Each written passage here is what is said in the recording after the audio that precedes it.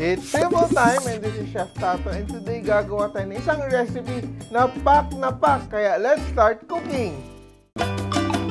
Simple, luto na ha.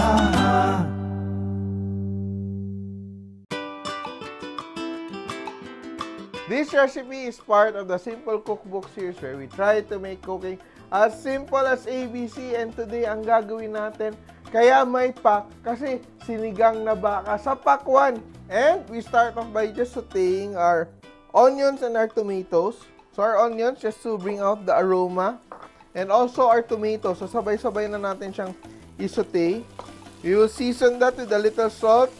So we're doing this to have a head start on flavor. So ito pa lang, nagiging malasa na yung ating sabaw. And we're using beef from Fresh Options, of course. And isasabay na natin sa ating paggisa. Isaute our beef. Yan. Again, season with salt. And we add our water. So the water, we're using 2 liters of water.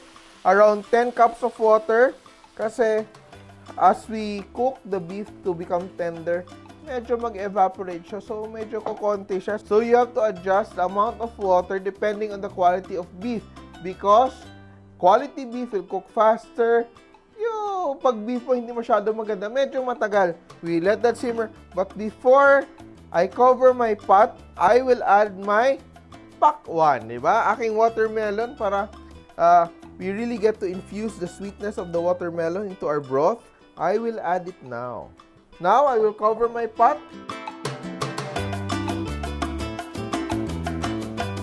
So, we've been cooking our beef for over an hour now and malambot na siya. Let's check on it. Tama nga. I think malambot na siya. And look at the color of our broth. Ang ganda ng kulay ng ating broth. So, tender na yung ating beef, and this recipe can be changed very easily to different kinds of protein. So, ito, gamit natin baka, pwede din baboy, pwede din manok, pwede isda, pwede kung ano-anong seafood, kung ano-ano yung gusto mo, pwede dito sa ating sinigang na may pakwan. Yung gagawin natin, ngayon ko ilalagay yung aking gabi, yan, to thicken the soup, kasi if I added my gabi too early, baka ngayon, mushy na siya, wala na natira, no, natunaw na siya sa sabaw.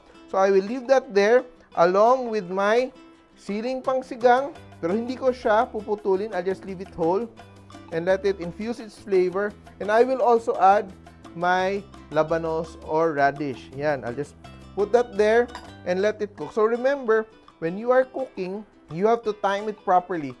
Mauna yung mas matagal maluto kaysa madali maluto. So, eto, nandito na yung aking hard vegetables, like the gabi, and I will add my leafy vegetables at the end. So, I will let that cook for around 5 to 7 minutes until my gabi is tender.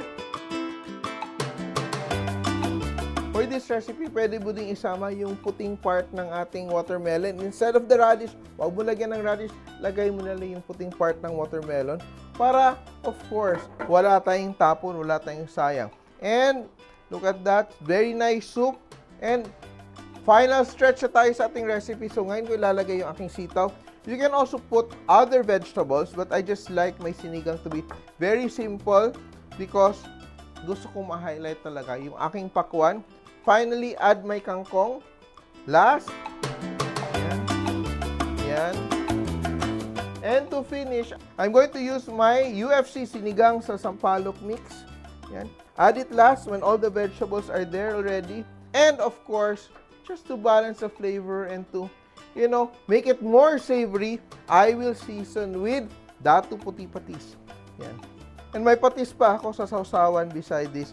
That's how I love my sinigang. Kaya, it's practically done. I don't like my vegetables to be overcooked kasi as it sits, it will continue to cook. Yan. And we're ready to plate. Natatakam ba kayo? Very nice sinigang recipe.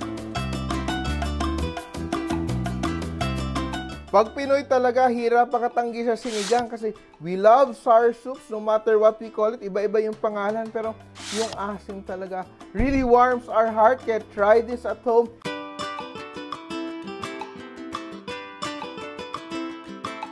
Sinigang na baka sa pakwan, made simple for you. Kaya tandaan nyo, Kahit sino kaya magluto, basta simple! Mga ka-simple, remember, loving is sharing. Kaya share this video and like nyo na rin. Kain muna ako. Bye!